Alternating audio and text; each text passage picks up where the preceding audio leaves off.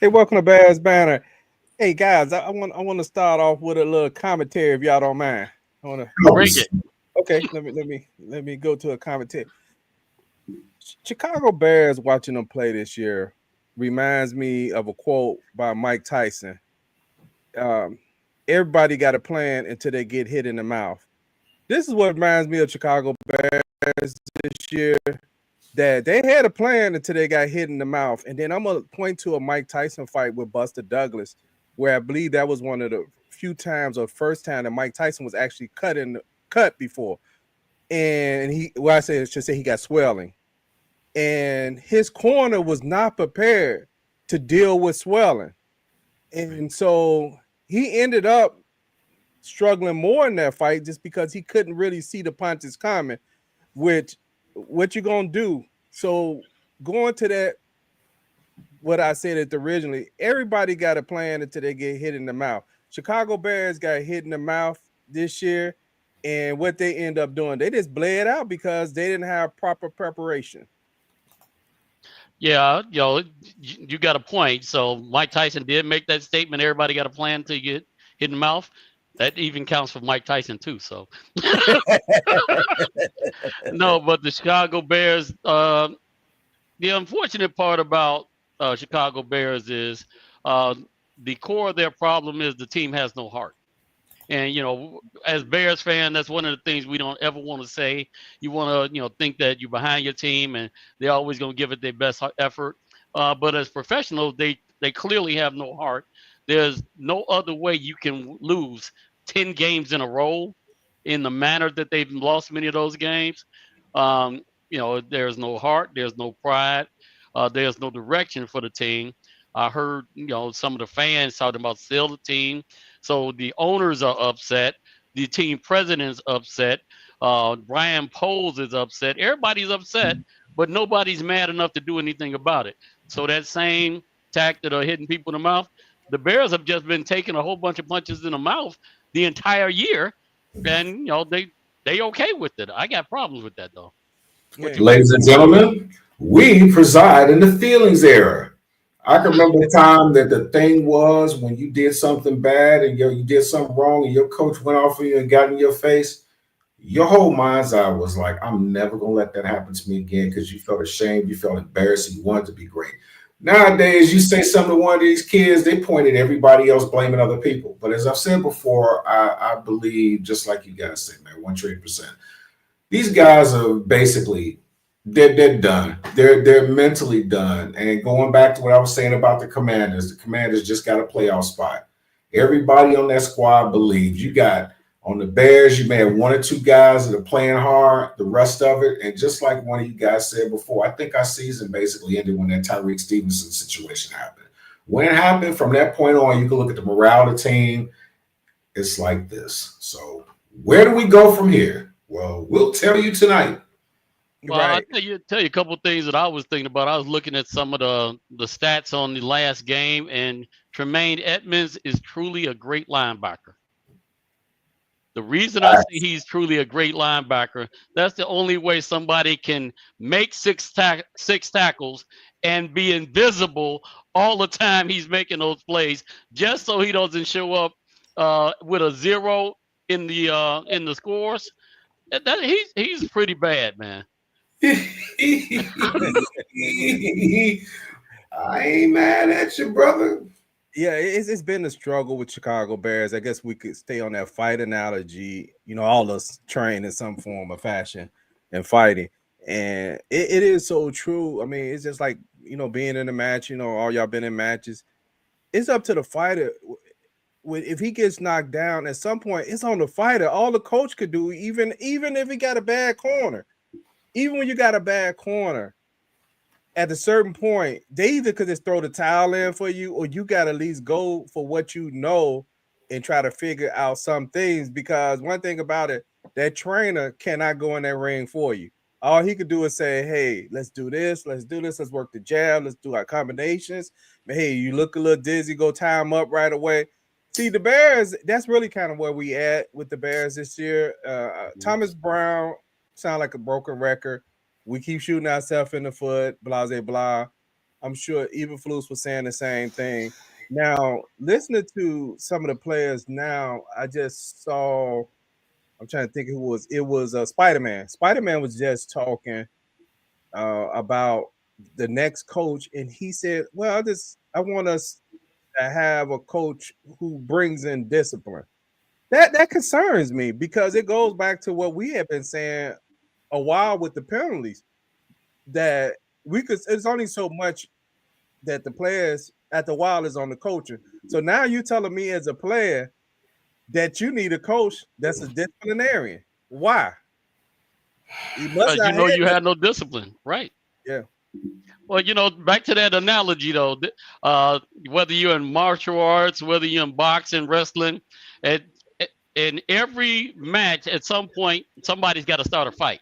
so whatever they call it, at some point you got to start fighting, and you got to start saying it's more important for me to compete and to be out there and try to win than it is just to be there getting a trophy or whatever. The Bears have absolutely no fight left in them. So as a result, this is probably the worst season that I remember watching the Bears as a fan. And I've been through the Mel Tucker and and all the rest of these guys that really, really sucked. Neil Armstrong put out there. They put something bad on the field. The guys that were on the field were competitive. They should have been more competitive, but they basically just gave up. And from a culture standpoint, we taught, and this may go back to the first year of Eberflus. We taught the team that it was okay losing games. That's never okay. I don't care if you got nothing but rookies out there. You don't accept losing 2 games in a row. So. And you know what? The Beatles had this song. We expressed that too. The Beatles had this song, "I'm a Loser," and there's a line, and so it's true. Pride comes before a fall. I'm telling you, so that you don't lose all. Any type of sport, especially like with Mike Tyson. Mike Tyson's pride was in the way because he was hitting dudes, knocking guys out. He was the bully. What happened was the bully didn't expect 2 things. Number one, he didn't expect somebody to take his best punch and just blink and say, "I'm ready." Number 2, he ran into a dude that just lost his father. So dude ain't even thinking about whether I'm going to win or lose. As soon as you get a guy in a sport like that runs into a situation where he's got a great relationship with his father and he loses his father, just like with Brett Favre, you got to take all that odd stuff off the table because now he's in a whole different mindset, man. He beat Mike. He didn't beat Mike Tyson. He beat up Mike Tyson. And from that point on, you saw Mike Tyson's trajectory go down because the bully is so used to bullying folks. And now the bully gets bullied and he doesn't have a counter react for it. It's just like I'm sorry, go ahead. Oh, okay. I was gonna say what Plank had mentioned earlier about the 1 year, his first year, the losing. So we did express that we were kind of concerned that year that they were kind of. Now the only thing we gave as a caveat was most of those players would not be on the team the next year because he signed a lot of 1 year deals in that year. But the problem is the core of the guys who were there the next year was Justin Fields, Roquan Smith, Jalen Johnson, Cole Kmet. Those are the guys that's still here that were on that team. And Roquan eventually that next year kind of what is it, the middle of that season? No, it was the season Flus came in. I'm sorry, it was the middle of the first season when Flus came in where he kind of said you offer me what I want, I'm leaving. So they ended up trading him. But anyway, like you say, what's next for the Bears? But that fight analogy is so key because if a guy is beating you in a fight and you feel that you don't have anything to beat him that will work, are you going to keep trying as hard as you can to find something? Or are you just going to kind of like, man, how many more rounds left? Man, I got about 5 left. Man, I'm going to just try to hold, hug, grab, run, right? Whatever I can just to get to that last round. Okay. Right. Usually when a fighter does that, to me, that's the fighter that you said, man, you might as well hang it up, man, because you didn't have no more fight. Now, the guy who really just keep trying to do his all, guess what? You have Sugar Ray, for example, was a good example when he fought Hearns the first time. Not Hearns. Yeah. Hearns. Hearns was killing him. Yeah. No, Hearns. Hearns was killing him in that first fight. Yeah, And was. Sugar, it wasn't until the last few rounds where Sugar Ray kind of like figured out and he had weathered the storm and he sat down and just kind of stayed in front of Hearns and he ended up knocking Hearns out in that fight. But it was because he didn't quit. He kept trying to figure something out. He weathered that storm of all the bad stuff that was going on because Hearns was killing him. Hearns probably killed him for like 8 rounds. Matter of fact, I think it was a 15-round fight. So Hearns had killed him well almost up to the 10th round, but he did not quit. So this Bears team, that's what makes this question so important. What's next for the Bears? Because even though they have one more game left, this team has quit. I'm not saying every individual quit, but as a team, they quit. I mean, what should we look forward to with the Bears in this last game or the near future? Because they need a general manager. Not general manager. Well, we got the question of the general manager. I think they need let's that start too. there. Well, you know, Let's start Bernard, there. before we got into that, one of the things I wanted to talk about is as a coach, instructor, whatever, it is your job to set the tempo of how the team is going to react to things. Anytime you're in the middle of a competition, a lot of times, you know, my students would get excited about the results. Oh, I got 3rd place. Okay, if you've never placed before, 3rd place might be a good thing. Some of the students would get upset. I got 2nd place. I'm used to getting 1st place. I always had them where they wanted to drill based on their response to competition. You don't get tied into what the results are. 1st place, 2nd point. You get tied into what is my effort? Am I doing the best that I can? And am I a different fighter? Am I a different competitor than I was last week? That's the only thing that you can do. The Bears are the same competitor, and they're comfortable with taking L's. They're comfortable with the results of their competition being a loss. And that's something a champion will never take. Yeah. You know what I look at, man, I'm going to tell you, and I know a lot of people may make a big deal out of this, but I was always taught when I competed, we had a mindset of going out on your shield. If you losing, you're going to be the greatest loser ever because guess what? You're going to get in there and give everything. When I think of that Sugar Ray Leonard, Tommy Hearns fight, yeah, he was getting beat like a running mule, but he got that one punch and saw him stagger, and he was like, y'all going to kill me, but I'm going to do this, and I'm walking out of here with this, his whole mindset. I can remember a time with football players. They got injured, and you can basically, and not to kind of make people squeamish, I've seen football players who had broken legs that were like, I'm going out on my shield. I am not going out on no stretcher. And they in pain, walking off the field. You get guys now, not question the toughness, but it's a mindset. Ooh, my arm, and then 3 or 4 plays later, you see him slinging footballs and doing all that stuff. And I'm looking like, okay, it's not to put players nowadays down, but I can remember an era when guys who were star players, when they walked into a training camp, they didn't have a spot and they had to play lights out, and they played to the max until that last whistle blew in the last game. You would basically get fined in what they call like the baseball equivalent of a kangaroo court if you start talking about off season during the season, because it was a mindset. Maybe they need to have a kangaroo. Maybe they need to start telling these guys, okay, if I hear any of y'all start talking about what you're doing in your off season, $100 or $25 fine. And it may not seem like much, but the fact that you're taking some money from somebody because they're doing something stupid, sometimes it registers. But with what we really need to do, it's a lot of decisions that we got to really look at and make, and we got to make some tough decisions. And it could be some people who we hope to possibly be here next year. It may not. Yeah, guy, great points, and that's why I want to talk about what's next for the Bears, because I think people who don't, what Plank just mentioned the first year, people who don't think this is just 1 year, we're fooling ourselves. Right. This team has actually been mentally weak for a while, and that's why we found people to blame at times. And I know, and I'm going to put this out front. So people who want to kind of indulge in this conversation, I just put my viewpoint on this. If, let's say, if the Bears kept Justin Fields, just an if, this team still would have been mentally weak. All it would have taken was something to go wrong. Why? Because this is the same team that was used to last year blowing games.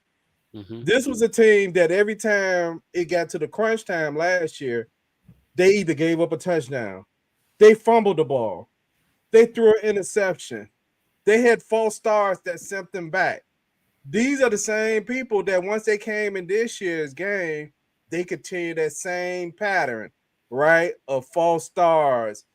Now, the only thing that different that we can say this year is we actually did see the Bears be able to get in position to win games that they was in behind versus fumbling the ball, but they ended up fumbling in a different way, right? They didn't fumble by the person fumble. They didn't throw interceptions in those situations. It ended up being fumbles by the coaching staff. It's been fumbles by not calling timeouts, right? It's been fumbles by just little things that, like, what are you doing? What you got, Plank? Yeah, I think I'll bring up one player that illustrates the demise of the Chicago Bears, and that player is Tevin Jenkins. Tevin Jenkins came in his first year and he was injured and he had issues or what have you. He started out as an offensive tackle from the right on the right side. Then they moved him to the left side. Then they moved him to guard as a last ditch effort. One of the things you could always count on those first 2 years of Tevin Jenkins is him giving supreme effort. No matter what, you knew that he was trying to pancake guys. He was always, if somebody hit his quarterback, he was the one that stood up and was ready to fight or what have you. Now, Tevin Jenkins, what he does now is he plays hurt, but he acts as if he's injured.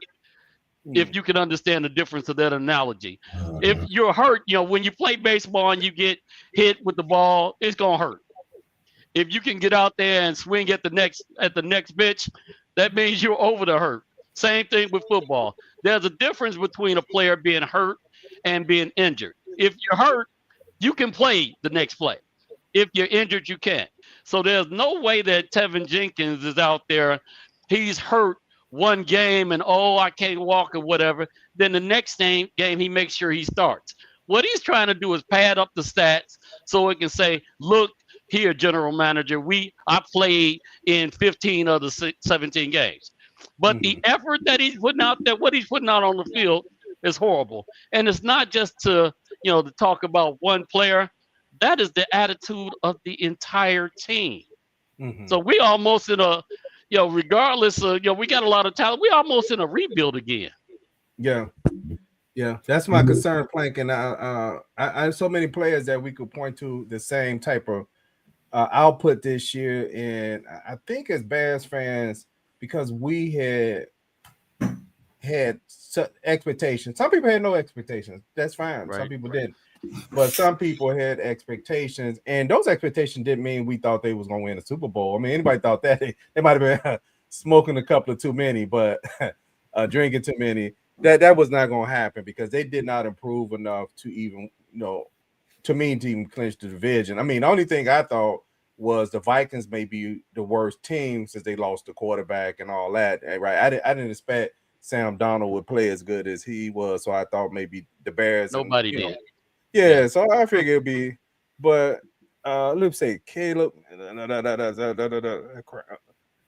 of that stuff that has nothing to do with anything. The Caleb Williams stuff, because that's kind of like people's personal feelings, because that has very little to do with what happened this year. What happened this year was this team was poorly constructed, from my opinion. Even though we said this is the best situation, or they were saying, for a rookie quarterback, actually it turned out to be the worst situation for a rookie quarterback. What you actually did was the line, even if you look at the win rate, people can argue that all the way. Go look at the win rate. The win rate is 57%. He's pressured over 70% of his dropbacks. Now, this is where it gets kind of debatable. Avoiding the sack, but that's because you got pressure. Most quarterbacks are not under pressure on their drop back. They're under pressure if they're being blitzed. He's on the pressure over 70% of just his drop backs. So that means almost every time he passes, over 70% of the time, he's under some pressure from the time the ball is snapped. Not because he's holding the ball. He's maybe getting sacked sometimes because he's holding the ball. He's under pressure because they can't block. So they're not winning their blocks that much. And also the thing is, when you look at the receiving core, I think on paper it sounds great, but when you really, to me, look at it, all those guys are pretty much alike. They're guys that can win 50-50 balls. Kennan, maybe the more decisive Kennan is, he's a decisive route runner, but he's not going to beat you in no fly route. That's not his game. Rome Odunze, I watched him all through Washington. Rome Odunze is not going to line up and just run past you. He's not going to run past you and just beat you on no fly route. DJ, he could win on that deep ball that's contested if you put it in the right spot. But he's not going to just outrun you. What you got, guy? You know what? I'm going to go back to Tevin Jenkins thing. This looks like it's more of a business decision because he's got a contract thing up. So he can play much better. But the sad part about it, we go back into the Plankism. You know, they all midgets, but he's just the biggest midget on the bus. He's ranked 16th overall grade out of 130 men in his spot, offensive lineman. He's 14th in pass block and 20th in run block. And the thing is, the sad part about it is you got a guy like that who's actually really that good. And me personally, if I'm the Bears, I'll let him go and see what's out there. You know, let them see what's out there. Now, what might happen is they may let them see what's out there in free agent. They may try to match it.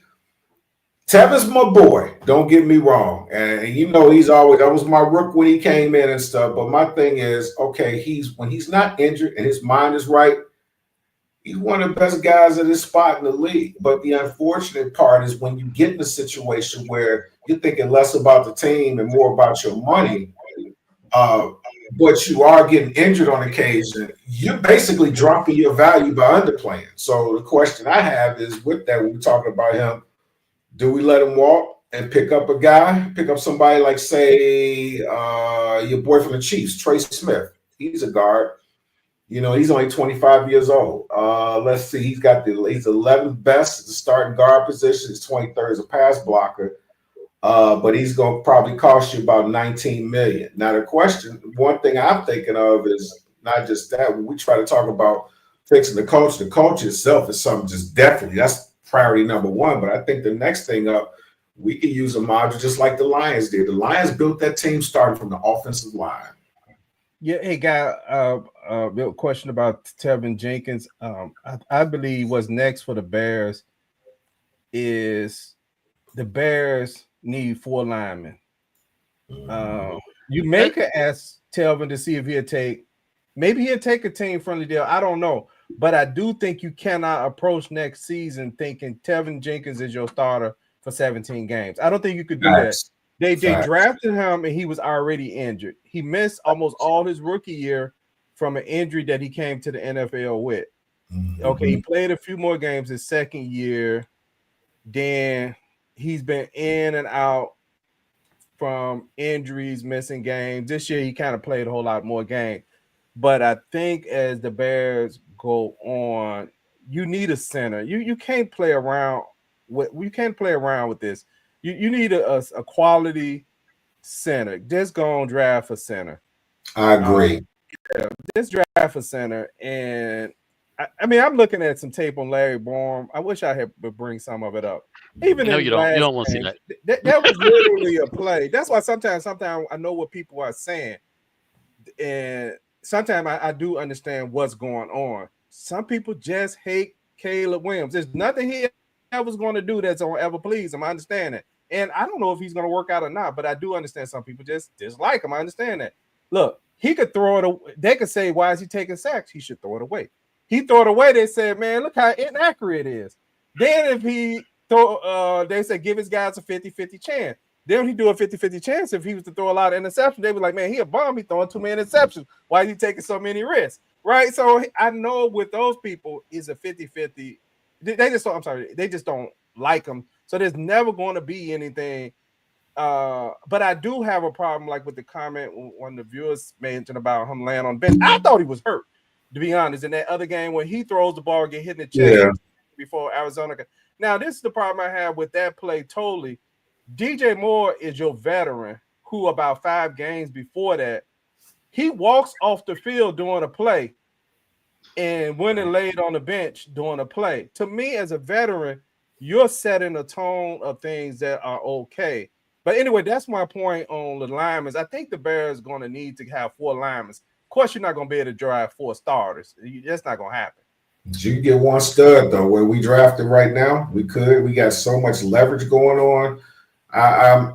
I'm sad. We got to absolutely address the offensive line first, because I was thinking perfect case in point. Look at what happened with Justin Fields. The first thing people say, you have people that love Justin Fields. Oh, we should have traded him, this, that, and the other. If Justin Fields is here, if Justin Fields had been with this team, you know what? He wouldn't have taken a lot of those sacks, because he would have created some other sacks. Because some of the sacks that Caleb is taking, he's just standing in the pocket. Justin would have ran. But by the same token, a lot of sacks that Caleb is not taking, Justin would have taken, because you got a guy, like I said, I wonder what the coaching staff is telling him that he's not saying. It almost looks to me as a carbon copy. Just trust the pocket, stay in the pocket, stay in the pocket. And if you think Caleb Williams is getting popped, imagine having the Justin Fields who's running. Now they're going to designate some guys inside the box a little closer to contain them. So if the receivers ain't doing what they're doing, it's the same thing. But we still got to give, regardless of the dysfunction, everything goes on. People can come up and talk about their personal feelings about Caleb Williams. That's fine. You're entitled to it. 3,200 yards passing, 6 picks, 19 touchdowns, 62%. Despite it all, that's not bad numbers for somebody even with a pretty good team. So, yeah. Bernard, you want to address this down here by Leon to a point? I'll address that in a second as well. But from the offensive line, I think we need the entire interior offensive line replaced. Thankfully, we've got a player that's already on the team, that's on the practice squad, named Ricky Stromberg. He was a 3rd-round center from Arkansas last year. He's actually a pretty good player. Let's see if a new coach can bring some other stuff out of him. But we need to replace that entire interior offensive line and at least 2 of the guys on the defensive line as well. There's no way we're going to get all of that out of one draft, but these are the things we have to do. I agree with Leon. Good point on DJ. DJ Moore has disappointed me with his attitude more than his ability. He's a tough guy. He gets out there, he plays, he tries hard. But when he doesn't want to try hard, he makes that clear that he's pouting. And you can't have that as a wide receiver that's been the first wide receiver to have the first 6 years of his contract guaranteed in the NFL. So at the very least, the expectation is you go out and represent the Chicago Bears and the city of Chicago as the tough people that we have out there. You got fans that feel like they can get out there and give a better effort. Whether the results are better or not, that's a different thing. But the fans can give a better effort than what our co-captain is doing. So that's terrible, because he's a poison if that's how he's going to be out there, trying to represent himself. Yeah, and that's a great point, Plank. And I was looked up the offensive line cap. I think I sent it to some of y'all yesterday. And since we on the subject of talking about offensive line, I looked at some teams. First, I started with Kansas City, right? Because regardless of what we think, they've won back-to-back. And some people think they're the worst, winning team this season. Lucky, whatever, ref cheat, whatever. It don't matter. Look, they won 2 2 back-to-backs, and they find ways to win games, regardless of what people may think. But when you look at their salary cap, I just looked at the top 5 guys. Of course, it's Patrick Mahomes. Next highest cap person for $26 million is the guard. Next person is Kelsey, which makes sense. Third person is the right tackle, $19 million. Then it's the safety. I go to Detroit, who I know has an outstanding offensive line. Did Jared Goff get that good, much better, or did it just the line so much better? I think it's the line. It's just absolutely right. Look, Jared Goff, of course, top of it on Detroit cap. Next is the center. The third person on the cap at $10 million is the left tackle. The fourth person at $8 million is the right tackle. The fifth person is the guard. Okay, let me go with the Bears, the top 5 people on the cap. Number 1 is Montez Sweat at $25 million. Stealing money, sorry. Keenan Allen at $23 million. Stealing money. Edmonds at $22 million. Edmonds, who you were talking about earlier.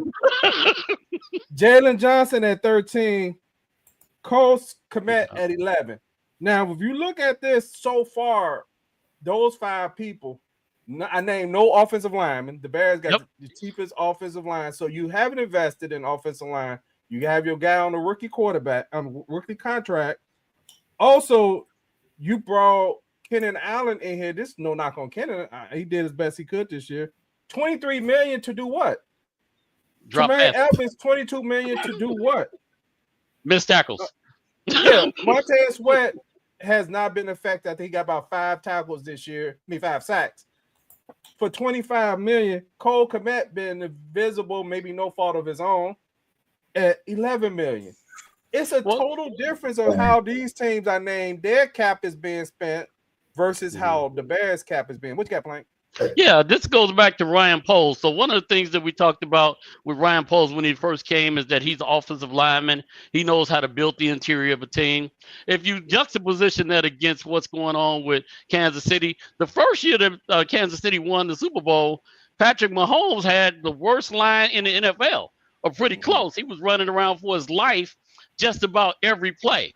But they ended up still winning the Super Bowl. The next year they came back and they fortified that offensive line. They made sure that they had good enough players to protect their investment in Patrick Mahomes. By the same token, that's what they're doing with Joe Burrow. Joe Burrow had a horrible offensive line his first year, but they ended up investing a whole lot in that offensive side of the ball, and now they've got a functional offensive line. As in Chicago, we've always been about the defense, and I think that's one of the things that salary cap breakdown just kind of illustrated. We're still spending money on the defense, whether we could actually have anything to show for it or not.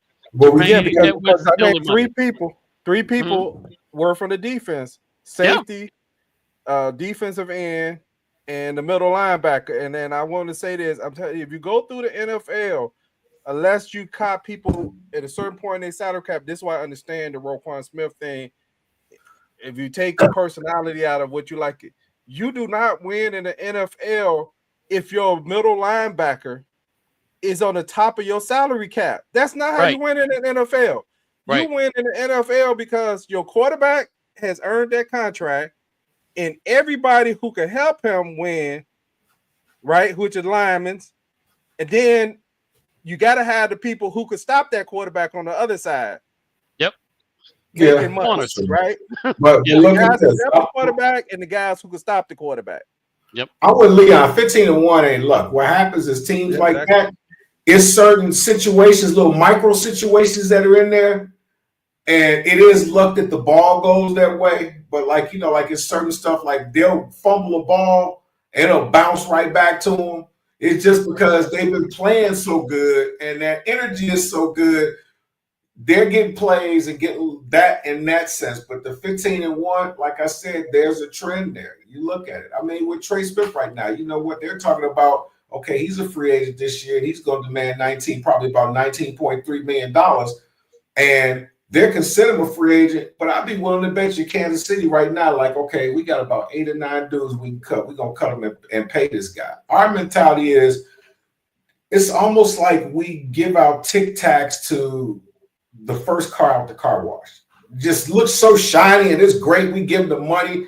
Then you realize the car been in neutral the whole time and you turn the doggone key and it don't even start. You know what I'm saying? So why can't we have a formula? I think that being in that same cuss, like, what are we synonymous with? Defense. Okay, yeah, that's great. Defense is a great thing to have. But when you put your whole focus on giving the defense the most money, you stacking the defense, now you got an anemic offense, you kind of negating yourself because that great defense that you paid is spending more time on the field than off. So why don't we just start from the get-go? 2 things. One, I think that we ought to start, like Plank said, I blow that interior up, rebuild it, number 1. Number 2, something I saw and I said earlier before, which I think even Buffalo did. Look what Buffalo is.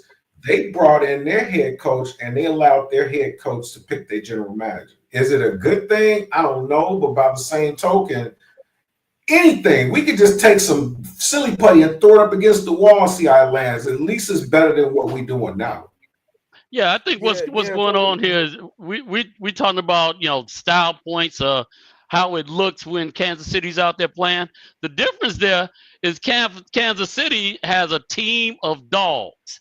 They are going to beat you as long as there's 1 second left on the clock. So a lot of times they saying, well, they almost lost to Detroit. They almost lost to this game. They were 1 play away. Yeah, but as long as there's time on the clock, Kansas City with Patrick Mahomes, they're going to figure out how to beat you. Remember the Super Bowl? It doesn't look good, and then the narrative ends up being everybody's like, well, Kansas City's not that tough. I'm like, they way tougher than people give them credit for. As long as there's 1 second left in that game, they know they have a chance to be dangerous. And that's all the way from Andy Reid to the quarterback to the defensive players. Kansas City's a legitimate team, and they might be the first team to three-peat. I think this might be the first three-peat ever. First three-peat, yeah.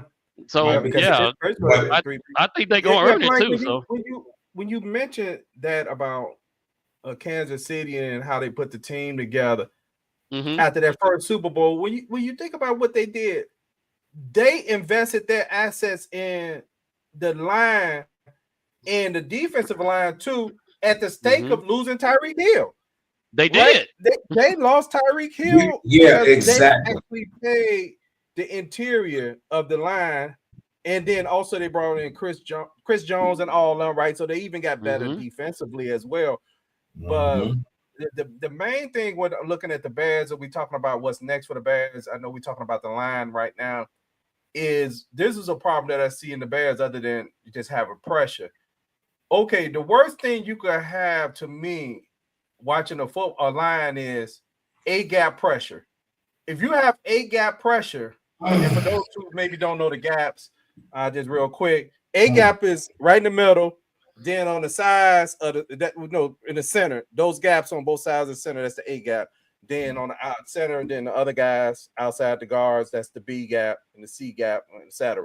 So when you get A-gap pressure, that's the worst pressure. Now, if you look at the Bears when they play this year, not only do they get A-gap pressure, the left side is constantly being pushed back. So at most time, the left tackle, who is either Larry Borom or Braxton Jones, they're pushed back. So the quarterback always has to step up to avoid that pressure. Okay, but you can't step up too much. Why? Because you're getting A-gap pressure, which now causes your quarterback. That's why sometimes some of those screenshots, when you say, oh, guys open, it means absolutely nothing because you're not looking at the whole play. Because if a quarterback get A-gap, gap on the edge, he steps up. But if there's pressure in the A-gap, that means he had to step left or right to throw the ball. And so even though a guy right in front of him, he's not throwing there because his footwork is not set to throw that way. So Christian made a good breakdown on the show where he talked about a quarterback foot should be 12 o'clock, 1 o'clock, 2 o'clock, 3 o'clock.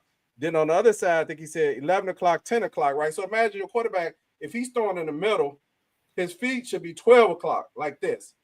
If he's throwing this way, 11 o'clock, right? But 1 o'clock. Then 2, if it's something to the side, and maybe straight to the side, is 3. It's the same way. So if you step up and there's pressure coming this way, and there's a guy right in the middle, you cannot set at 12 o'clock to throw. You step into the side, right? And now your footwork is faced this way. So you're not throwing back this way until you reset. So this is one of the problems with the Bears. So let's move from there. Let's move over to, what do y'all think about Ryan Poles? I'm ready. Gad, you want to go first? I don't have a problem waiting and holding this so I can at least get my composure. Well, I mean, he has addressed things that we've needed, and he's gotten them, which I would say was a breath of fresh air. A lot of it just didn't work out. But just like with any job, man, when things don't go well, they start looking at that. I mean, you know, what you also have to ask is, it's really less about the Ryan Poles and more about where's Kevin Warren's mind's eye at. I hear, you know, because he's got a lot of connections out there. He's probably got some guys in his ear telling him certain things.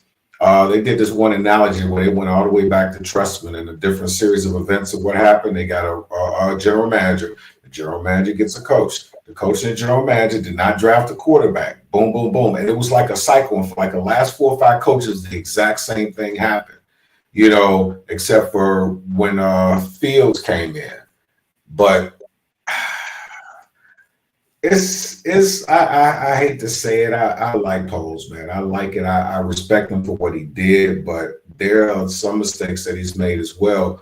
Are those mistakes fireable offenses? Maybe not, but then maybe so. Because if you're trying to change the culture, part of it is going to be from the general manager all the way down to the players. So Okay. I got problems with Ryan Poles, and I've been one of his staunchest defenders on the show for the last 3 years or so.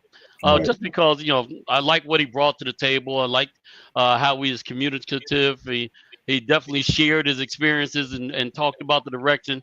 So that was good. However, when I look back on the career of Ryan Poles in Chicago, I have to give him a failing grade. His first transaction out of the gate was Larry Ogunjobi, who didn't even pass his physical with the team, so the Bears weren't able to take him. He was supposed to be interior presence, and the thing that bothered me most about that is he's still in the NFL. He's still playing 3 years later. So I'm not sure what was that big problem. Then you talk about Chase Claypool. We know that was garbage. You know, that's 100% on Poles. Davis, that's 100% on Poles. This guy, it was already known that some of the deficiencies as far as his heart and getting up and playing and showing up every day, he was kind of a lazy guy, and he had that history with them before. Now let's go into some more players that are out there that been from Poles. We're talking about Dominique Robinson. He's been a project for 3 years. He's given us absolutely nothing. This is a guy that's got 2 sacks playing in 3 years. That can't be enough. Velus Jones, we know about the problems with him. And lastly, I'm gonna mention Roquan Smith. When they traded Roquan Smith, I was okay with that. Why? Because he was a disgruntled player. He wasn't, you know, trying to meet Ryan Poles at halfway. But to trade him away, only to replace him with Edmonds, that's a wash. I mean, that's a $2 million difference. And Roquan Smith at least brought it. You know, some of the pads, some of those plays he made might have seemed like they were padded. I don't know if they were or not. I've been trying to support Ryan Poles. At this point, I wouldn't be upset to see him leave. I really wouldn't. I think the Bears need to get rid of a whole lot. And, you know, even though I like some of the things that he did, and he did a great job fleecing Carolina, I don't think that's a good enough reason to keep him for the Bears. If we're talking about trying to get Super Bowls and be competitive versus just put something out on the field that's decent. I'm tired of decent at this point. Yeah, Plank, I agree with a lot of what you said, and also what Leon said. I get Poles a C. I like Ryan Poles, and I'm not turning on Ryan Poles or anything. I'm trying to be realistic about what's going on in the state of the Bears. Ryan Poles' contract's expired next year. That is the biggest concern for me, is his contract expiring. Now, with his contract expiring, to me, are you going to let him hire somebody? And if he's on a hot seat, then you're telling your new coach prospects, this GM might not be here. Right. And the guys who've been around a while know that situation, and they don't really want, the ones who really got more opportunities don't want a part of that. So to me, is he's on a hot seat or he's not? If he's on a hot seat, then fire him. If he's not on a hot seat, then you should extend him. I'm not advocating to extend them, but at least gives where you're not setting up the scenario that there might be another GM at the end of this year. Now, I'm gonna go back to what Plank said, and which I agree with it. Look, I love Roquan Smith play. Y'all will hear me say that. But when he decided whatever the issues were, I do know you gotta want to be at a team to be there. If you start saying trade me, etc., and he missed a lot of training camp that year, and he looked a little slow and all that, whatever, it's kind of water under the bridge at this point. I'm okay with that if you replace the guy with somebody. You cannot get rid of players and don't replace them with other quality players. Now, I would say TJ Edwards is one of the guys that great job. Right. But Edmonds have not. And the problem I'm having with Poles is, as far as when it comes to players, is almost like he assembled together a bunch of pieces. It's kind of almost like giving somebody a puzzle. We did this at work last week. Gave us a puzzle to put together, and we didn't have a picture of the puzzle. And we had to figure it out. Okay, now we had to figure out. So you started with the end pieces, right? That's what we did and worked our way.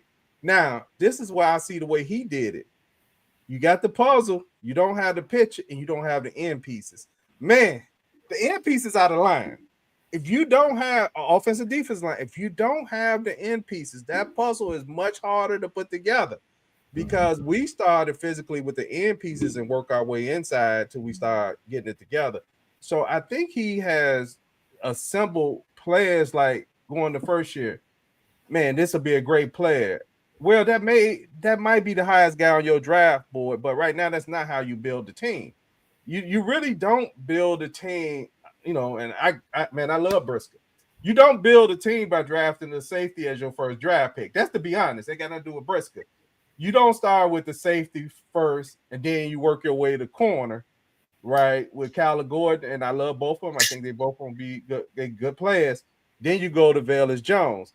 That's really not the recipe to actually build a team. That's, I'm saying no criticism of the individual player. I'm just saying that's what you do when you have other things in place, right? You got your interior together on both sides of the ball. Now we need a strong safety back there. Now we need a nickel guy, right? Because you already got some of the pieces, but if you're starting with those guys, then what end up happening is those two guys, and we'll talk about the draft stuff on another show. Those two guys, in reality, that's why I don't want to make it personal about them, are two of the best draft picks he made. Right. Those are two of his best draft picks. But is he Mr. Magooted? I mean, like I said, I think we all were excited because with Phillips getting involved with things, it was like, okay, we need a quarterback. Okay, we'll get you a kicker. And then he didn't really know. Now, he didn't really know anything, but he didn't know anything about football. Poles knew a little bit. We had to give him credit because we needed to have some things adjusted, and he adjusted. Unfortunately, the players didn't work out. But something else I heard, too, which is interesting, I hear Warren is actually in charge of the quarterback search, and that's not a good look for your GM. Because when your guy, your president, is the guy who's the point guy looking for your quarterback, I think Poles probably need to be your coach. Just right now, because I think he's going to be gone now. when we give him C's and stuff like that, and I give him a C as well. I can't be mad at what he's done because to me, he was better than Phillips. But by the same token, he's just a casualty of war. It's like we have to upgrade from a GM standpoint, not just a guy who just was an offensive lineman, but a guy that understands the players, understands the business aspect, a guy who can sit down and scout guys. Although Poles had scouting with the Kansas City Chiefs, and a lot of things he did was great in luck and things that, but we got to have a guy that knows the whole thing as a GM to be able to come out and actually look and see what we don't have and just go ahead and be the hatchet man and walk out just at the beginnings, before at the end of the season. Like, look, this is what's going to happen. I think the biggest mistake that Poles made this year was drafting Kieran Amagaji. Yeah. And I'll tell you why. Because this was a third-round draft choice for a guy that came from Yale, which was, not a football powerhouse by any stretch of the imagination, and a guy that you already knew was hurt. So you drafted him in the third round, a guy that ultimately you putting on the shelf, and you made him, he was forced to get out there 10 games into the season, and he's not ready. He might end up being a good player, but the hubris that it took Poles to say, I'm going to go ahead and draft this guy, nobody else was looking for him. I'm upset with the Bears at this point because we've got a pretty horrible ownership, followed by a team president who's been a president at least 3-4 other teams, and he's left for whatever reason. So usually when he leaves the team better, though. So we'll have to see what's going on with that. Bad GM at this point, and I've been in Ryan Poles in his corner, followed by bad coaches, followed by horrible decisions at coordinators. We keep forgetting how many coordinators we ended up firing for HR issues or what have you. So the entire Bears team from the beginning to end, before you even put one player on the field, we already working at a deficit. And it hurts my heart to have to say that, but this is what I see. I'd love to be able to say the Bears are much better and we're 1 or 2 players away. It doesn't seem like it. I don't believe that. And I had them being a 10-win team. Yeah, so, I don't believe it either. Plank, I think that when you watch the Bears, like I said, they just assemble some pieces that they not saying they're not good players, they just don't work together. And it could be coaching. Maybe the coaching could gel it together. But I want to answer Leon's question. I would pay Gordon if Gordon wants to stay. Brisker, that's another question because I'm not sure if Brisker is going to be able to play. I mean, that's the truth of it because I haven't seen a player that have a concussion and miss 10 games? 10, 11 games. Yeah. 10, 11 games. That's a lot. When Bolton says sell the owner, sell the owner. I agree. I agree with that, sell the owner. Hey, they don't take Wick, so last year, the NFL generated $13 billion in revenue sharing, which is $400 million per team. The Bears are not selling. So I agree. The owners ain't going nowhere. This is their only job. This is their only job, right? Right. This is all that the Bears got. They don't have a history of success in business or success in athletics. They didn't create something from a technology standpoint. All they did to say, look, I won in the DNA sweepstakes, and I'm a seed of George Halas, and I'm going to ride that for the next 200 years. The very first thing that the Chicago Bears need to do is they need to make sure that the people they hire, they don't go by their cubicle and hear this. I'll explain it to you later, but anybody that know what that is, you'll know why. It's a jingle. It's a Christmas jingle. I'll tell you about it later, but okay. But yeah, you know what? But you're right. With Brisker, man, and I like Brisker, man. And like I said, he grew on me. He wasn't lights out, but he was really good with what he did. The problem was, I think he cared so much to where he put himself in harm's danger trying to hit hard, and he's got these concussions. Which I went back to this whole thing I was talking about before. I know it's against the the agreement with the NFL union and the NFL that the only team that could be a traded team was the Green Bay Packers because they got in right before the moratorium.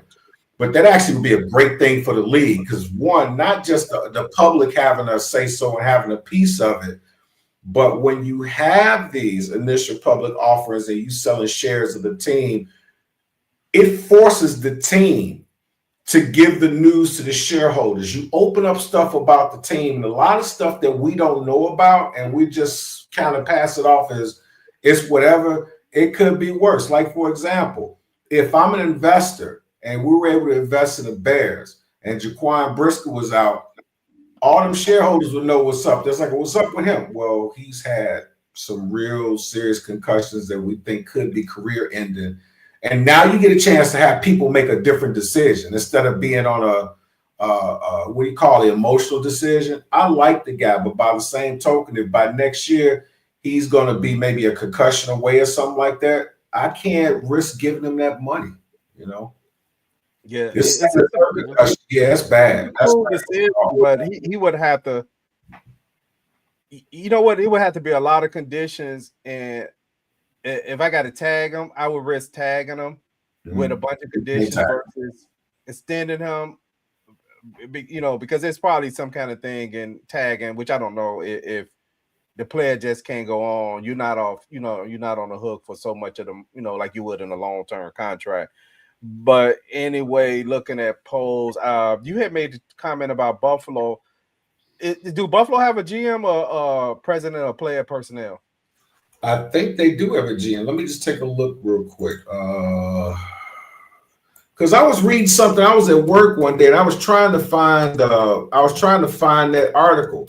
And they were talking about, oh yeah, Brandon Beane, he's a general manager of the Bills. And since he's come in, he's had 5 consecutive AFC division championships. But I think it was the Bills and it was some other team, but whoever it was, the GMs, the coaches came in and picked the GM or whatever, but all those teams were like playoff teams. I'm not saying that that's like the thing that we should try and all this other stuff, but by the same token, as I said before, at this particular point of our juncture with our squad, some of this outlandish stuff, I mean, if it makes sense and is feasible, we need to be looking into it instead of just recycling the same garbage because all we getting is the same junk, you know? Yeah, I would like to see them maybe move to something similar to what you said, but actually go to the direction of president of player personnel. Because if you go to that, right, that person really more so is primarily getting the players that the coach want, right? And it's, you know, then the recruit and then the scout team bring, and they negotiating the contracts, right? And that way, that person really is not being held to the success of that team. It's the coach being held to the success of that team. Because guess what? You told me you needed a 3 technique. We brought you some guys, and it was the guy that you wanted, right? This is here, your scouting department. So this is the guy we drafted, right? We all in the draft room together. This is the guy. So that president of player personnel, to me, he could survive longer than the coach if the coach doesn't do well because he's doing more of the bidding of the coach. And then also what I would like to see the direction of the Bears, I would like to see more of the veterans be part of this. I would like to see the Bears form a veterans committee where there's a council of players, whatever number, that meets with the chairman. And they actually become part of this coach search of giving them input. This is the guy, blah, blah, blah, right? Because the player personnel guy I'm talking about, that ain't his thing, right? But you're going to have to have somebody in there, right? And then you got to be able to ask the right questions to these coaches because one of the things I don't like, I'm hearing polls, rumors saying he's saying now is he saw some things in training camp that was bothering him about Shane Waldron. Okay. Why would you let it go that long? You know what? I don't answer that. You know what? And you said you started to hear players say they was concerned about Shane Waldron all the way back to training camp. Now, okay, you're the GM. This is what you're supposed to call your coach in right away. It's like, hey, we could get rid of this guy and at least bring somebody in or something. So it makes me wonder now about the Cliff Kingsbury thing. Was Cliff Kingsbury called in because Poles or somebody suggested it and he just did it just to please them? Or was he just brought in just to ask some questions about Caleb Williams, right? I got some intel on that I don't too. know. What you got? I heard the rumor was Poles did tell them about it, and it was either Warren. I think it was Warren. It was either Warren or the McCaskies that said no. So he did stress it to him, and they just told him no, and that was why. And I know because he's a GM, he should have pulled the trigger, but he still got some people to answer for. But another quick thing I was telling you about the Bills. Shane Waldron. No, the reason why I was just the Shane Waldron thing. Yeah, like I said, Poles told them about it, and somebody, it was either Warren or the owners told him, no, we're not gonna get rid of him at that time. But back this whole thing with Brandon Beane, they brought him into Buffalo because he was familiar with Sean McDermott. And when the dude came in, he started cleaning house. And he got 3 guys and yeah, but it's right now, it's basically the problem I have with the Bears is instead of just nipping the bud and just start erasing stuff, they look around for people to blame. This year, it was at first at the beginning of the season, it was Waldron. Then it became Flus. Now it's Poles. It's like now it's Caleb, right? But here's the deal, though. Unless you Ray Charles or Stevie Wonder, like I said, I don't care what nobody said. I've been watching football pretty much my entire life. And the job that he did, regardless of the mistakes that he made, a rookie quarterback with them numbers, if you look at the numbers and even if you look at a lot of games that they were supposed to win that they didn't win, he was a huge part of why they got there. And as a rookie, me personally, I got no problem with him. I mean, there's things that he, as a rookie, he has to correct. But by the same token, you tell me if you took that Caleb Williams right there and you put him on a team that's like right there at the playoffs right now, and they got a decent offensive line, man, they'll be blowing his jersey out. Hey, it's Ryan Poles' job to build up the core of the team. You're always gonna do some big misses when you go into free agency and what have you. Just another point I was gonna make about Poles: 2 healthy scratches from last week's game. Zach Pickens and Noah Sewell. These are 2 guys that we just drafted last year. So if you can't get guys that you drafted and you put all of these investments in to get on the field and actually show something, that should let you know that you're probably not really good at your job. Yeah, Plank, that's a great point. A guy mentioned about he liked Caleb. I like Caleb. I don't think Caleb's a problem at all. I like Caleb a lot. Yeah. Look, I'm not really emotional about it. I'm really looking at what I'm actually seeing. And of course, there's some stuff that you're going to expect from rookies. There's some mistakes that rookies going to make. And one of the stats they quoted was the amount of times that not throwing interception, right? The number of passes. And they kept saying that's almost impossible and to have lost that many games in a row or the only one for a game. Reason that's impossible for a rookie quarterback to not turn it over to them because usually you're losing because your rookie quarterback is turning it over. Your quarterback is turning it over. Your quarterback is not turning it over, right? And you're still not winning games. And really, that's a bonus for a rookie quarterback to not turn it over. But in Bears fashion, they have found a way to still lose those games. So now, because you can't blame it over turnovers, right? The fans are blaming it on the sacks, right? Because we got to blame somebody. But if you look at his stats, I just have to say it again. The people who don't like him, you can't convince them. So I'm not trying to do that. I'm just giving facts. Stats. He's ranked 14 in passing yards of all the quarterbacks in the NFL. Okay, we could call them garbage stats or whatever we want to call them. If garbage stats was so easy, we had a bunch of quarterbacks that had losing records that never had garbage stats. So we could just throw that out the window because then we should have a whole lot of 4,000-yard passes if garbage stats was easy. Still don't have one yet. Second, in total touchdowns in the NFL, he's ranked 16. When it comes to turnovers, he's in the, not turning it over. He's in the top 5 and not turning it over in the NFL. As a rookie. Our quarterbacks in Chicago are usually 26, 7, 27, 28, 29, and 30 in every possible passing stat. That's where our quarterbacks are usually at. The Bears have been so historically bad that I know Jalen Daniels is playing better than, that's fine because some people achieved a different level. You actually literally can lay Jayden Daniels stat other than minus the running yards on top of Kayla's stats. They're almost identical. I know he played one less game. It don't matter. It's still almost identical. Yep. Guess what? Those stats would still get the Bears to 4 in whatever they are now, 12. Because all the other things of not scoring enough, right? The defense not getting the short fields for you. They're not getting the turnovers for you. The Bears would still have the same amount of points because guess what? The quarterback is doing his part as far as touchdowns.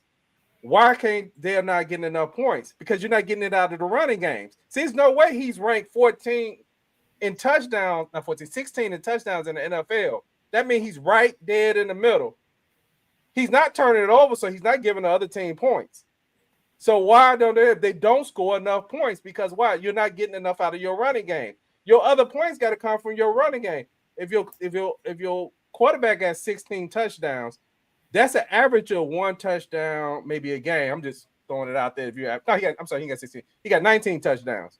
So you're not getting any production from your running game at all. Right. You should be getting maybe 1 or 2 touchdowns from your running game, whatever way it may be. You need to get those points from your running game, but the Bears are not getting that from their running game. That's the other mistake. Is Swift. You get rid of Montgomery. He wanted to leave. That's fine, but you didn't replace him with anybody. Yeah, he got rid of Herbert. She could have been a safety valve for us in a way, in a sense. What running game? What are we talking about? There's no running game we got. We don't have a running game. The alleged running game. We giving the ball to wide receivers on end around, trying to make them be running. Mm-hmm. So that's a horrible play too. But yeah, and the thing is, I know a lot of people they want their quarterbacks to be this, they want their quarterbacks to do that. But then the grace part, you have to understand, this kid's a rookie, and for what he did was phenomenal. But despite of everything he had to deal with. But you still got fans, for whatever reason or another, they want to get rid of him and all that stuff. And I think I said this a few years ago. I think the reason why so many fans are emotional about their quarterbacks is we never had a great quarterback. The closest thing we had was Jay Cutler. And we don't know, like some teams have had a couple Hall of Fame quarterbacks. I mean, we had what? When we start talking about quality of quarterbacks, we want to say, when we start putting Jay Cutler in the sentence, Sid Luckman. We like Vince Evans and stuff like that. We like, but Jim McMahon's numbers were atrocious. But here's the deal. Sweetness ran the hell out the ball and made his job so much easier. But we don't have that. We don't have that. Caleb is basically almost like, here's a football kid. Here's a sucky line. You got 3 great receivers, but we're going to run some garbage plays as you are. And he had to figure it out. And for him, like I said, going forward, the very first thing I'm doing, we need to figure out whether Poles is going to stay. He says contract is up this year, right? No, next year. Next year. It's next year? That Saquon Barkley looks way good, real good. Yeah. Getting 2,000 yards. I would have liked to have seen him on the Bears. Anyway, I had no idea he was going to do that, though. Yeah, but they'd have to call running plays for him to be effective. They'd have probably screwed that up, too. They'd have had him running jet sweeps. Yeah, they had him playing outside linebacker. I guess the next show, that's the next show. Let's talk about coaches. But Plank, you just brought up Saquon Barkley. Hey, let me bring in Jay was not able to make it tonight, but since we brought up the topics of running back, let's bring up Jay's top 5. Hold on, let me. All time show part of guys. He had 800. He had 800 people. I was like, man, Jay. Hey, Jay got a little. Well, I'll wait till we get to it. Jay Thanos? got a little heat about one thing. Yeah, hold on. Okay. I need friends like his. Okay, let's run this. This is Jay's top 5. And Plank, I got to work on yours. Okay. Each of Barry Sanders' 10 seasons was a masterpiece. He rushed for at least 1,100 yards every year he played, and 6 times was a first-team All-Pro. Running back, number 29, Jay Eric Beasley, top 5. With the second overall pick in the 1983 NFL Draft, the Los Angeles Rams selected Eric Dickerson. 5. For that same season of 1993, Smith was the NFL and Super Bowl MVP. Draw to Smith. Tackle the breaks away to the 10, to the 5. Touchdown, Emmitt Smith. In all, he won 3 Super Bowl rings and scored 175 career touchdowns, second in NFL history only to Jerry Rice's 208. 4. When you're fresh in the game, early in the game, you got a lot on your mind. You're thinking of the game plans. You're thinking of things that you saw on film. The juice. When you need a killer on the field. You get tired, and you start thinking so much, and you start reacting. It's like putting things in that. Leave that suspense. If you want to see who Jay's 1, 2, and 3 are, go to YouTube to Bears Banner Talk Show page and look up Jay's top 5 running backs. Now, this is what Jay getting some heat at a little bit. You know, he had 2 people that were honorable mention because that's how we did it. We allowed people to actually have 2 extra guys that we didn't rank. And he had Barry Sanders as honorable mention. That's what Jay getting heat at. Barry didn't make Jay's top 5. Oh, Eric Dickerson did not make. Hold on, Eric Dickerson didn't make his top 5 either. Then that was the 2 honorable mentions. It was Barry and Eric Dickerson. What? Yeah. See, hold on. Let me go back. I'm gonna bring it up. So. Oh But man. now, in my Jay top, got a great list, but that's what Jay been getting heat at right there. Is Rightly so. because my honorable mention was Dickerson and Bo Jackson. Of course, Bo Jackson because he got injured. Bo Was a Jackson. masterpiece. He He rushed for at least 1,100 It's yards. not personal. 29, Eric Dickerson. Dickerson. But Oh, when I was talking about, somebody was talking about, oh, Barry wasn't this, he wasn't this, that, and the other. I said, you know what my prerequisite is when I look at running backs? I don't even get into the semantics about Jim Brown and Walter Payton, Jim Brown. They're my 1-2. I don't care. People can say what they want. That's fine. It probably won't change unless somebody can convince me otherwise. But my thing is, I start looking at running backs. I look at their career and what they did. In order to take this other running back, and me personally, and I'm probably going to get killed on this, they're talking about Emmitt Smith. I said, if you took Emmitt Smith and put him on the Lions and put Barry Sanders on the Dallas Cowboys, would Emmitt Smith be in the Hall of Fame? And I don't think so. It's no disrespect to him, but it just makes what Barry Sanders did even better because it's not Dallas. When Emmitt got there, they were in the process of building that line. That offensive line they had, probably Dallas's offensive line, probably the history of offensive line, like Super Bowl teams, they probably got top 5 line. Easy.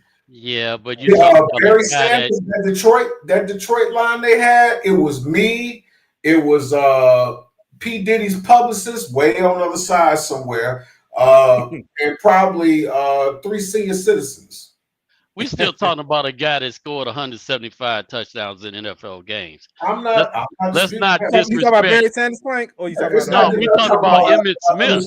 Let's I'm not disrespect him like that. Barry Sanders, we ain't even going. I'm not gonna listen to nothing that Jay says for the next 6 weeks because that was a horrible.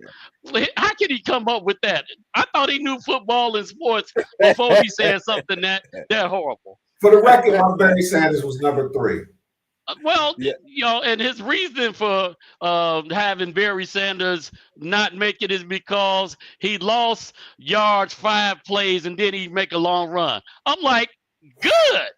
He still got net yards of 111 yards a game Positive. 1,100 yards a season for a running back, and we talking about the Central, the bloody Central, because he was in the bloody Central at that time. You had some killers, and I wasn't, like I said, it wasn't a disrespect to him, because you could take his resume and sit up there. If somebody wanted to say because everything he done his resume want to make him go, okay, it's fine. I'm not going to argue that. My question was, it was less about his ability, what he did. It was more so about what Barry had to do, being a little guy, having a horrible offensive line, only making the playoffs 1 year. Does Barry, but it doesn't even say that if Barry was with the Cowboys, he may not have made the Hall of Fame. You know what I'm saying? It's just the way You know it goes. what? I'm not the world's biggest Emmitt Smith fan, anything like that. But this guy played with separated shoulders, 175 touchdowns. Y'all put some respect on that man's name. Emmitt Smith was a beast. I brought up the list because somebody mentioned Saquon Barkley, and I know I got to get my list together and put it out. I did, yeah. But I want to give kudos to Saquon. I'm not even, because he might be about to catch Eric Dickerson, who's on Jay's list, and he's already passed Barry as far as single season. This is the reason I give Saquon. I'm impressed by several reasons with him. One is the guy has been unselfish. I mean, I had to give him credit for that. I watched him in the Rams game where he was about to break Walter Payton's single season record, and they was about to put him back in. And he said, hold on. We got this game won. They show him on the sideline. He said, let the young guys eat. And the coach like, you sure? He said, oh, man, that record. I mean, I'm not that important, that record. He said, man, let them young guys go eat a little bit.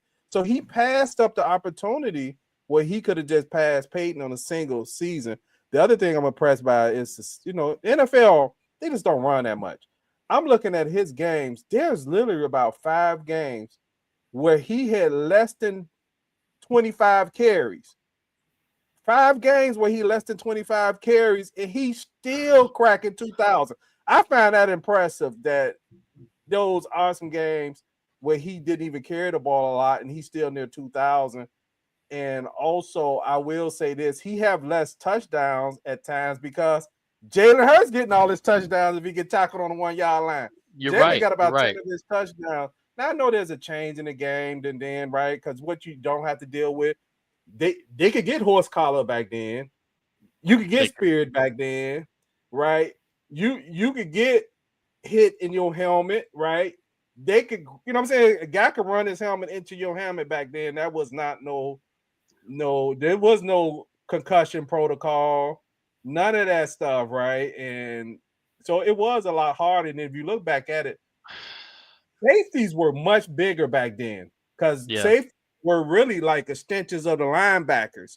They were sometimes big guy. Mel Blount was big guy. What Mel Blount was about 6'2"? Mel Blount was 6'3", 235 as a cornerback, and that was. And I remember Deion Sanders was talking about. He said he ran to him to Hall of Fame. He was like, "How you doing, Mr. Blount?" He said the first thing I noticed is how big he was. That was the dude that was sticking your WR1s as a cornerback in the 70s. And y'all forgot the most important part about the running backs too back in the day. Remember they had this thing, guys like tackle. You tackle, if you ain't knocking them down, hold them up till I get there. You have a guy hitting the dude and holding him up, and now 4 or 5 guys just like. Here's my problem, Jay. Here's my problem with Jay not having Barry Sanders on that list. We're talking about a player that scored touchdowns in the NFL era in NFL games where you wouldn't have been able to get him in touch football.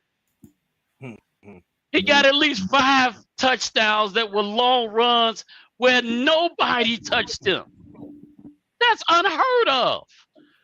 So for you to put Barry Sanders as an honorable mention, that negates anything that he knew about football to begin with.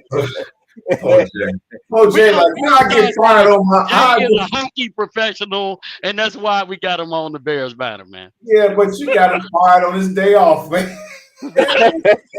Hey, let me show your topic. We'll wrap up. Let me show yours real quick, guy. Okay. I know we premiered a few of yours let's see what we got here.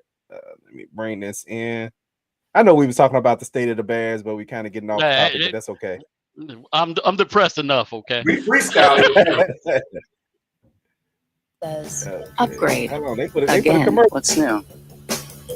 Guys, top 5 running backs of all time. Shout out to Eric Dickerson and Bo Jackson. 5 LaDainian Tomlinson. And here's LT. Some daylight. 25-30 in the clear at the 35. 2 men chase at the 50.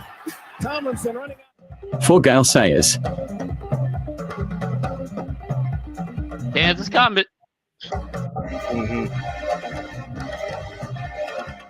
3 Barry Sanders. Double tight end. Barry again off the right side. Breaks 1 tackle to the 40. Fights 3. He's on his way. 25, 20, 15, 10. And he scores. For this 2 59-yard Jim score, Brown. which helped the Browns defeat the Steelers 49-12. Number 1 Sweetness, Walter Payton. Man, No there you OJ go. Simpson. No, he didn't have OJ. See, this is where we got our argument. Because he actually did great with a team. Technically, the Bills wasn't that great at all. He did his thing. I know, but it's just Right. I gotta add my 2 honorable mentions, so I'm gonna make even a better argument then. Okay, let's do it. You Can't wait. Yeah. Man, you know what, man? I don't know, man. I may end up putting Saquon on my honorable mention. I don't know. I'm just kidding. Hey, Derrick Henry's still out there. Derrick Henry's still out there. And you know what? Here's a funny thing. The guy who really didn't last that long, but had he lasted, he probably would have figured Chris Johnson.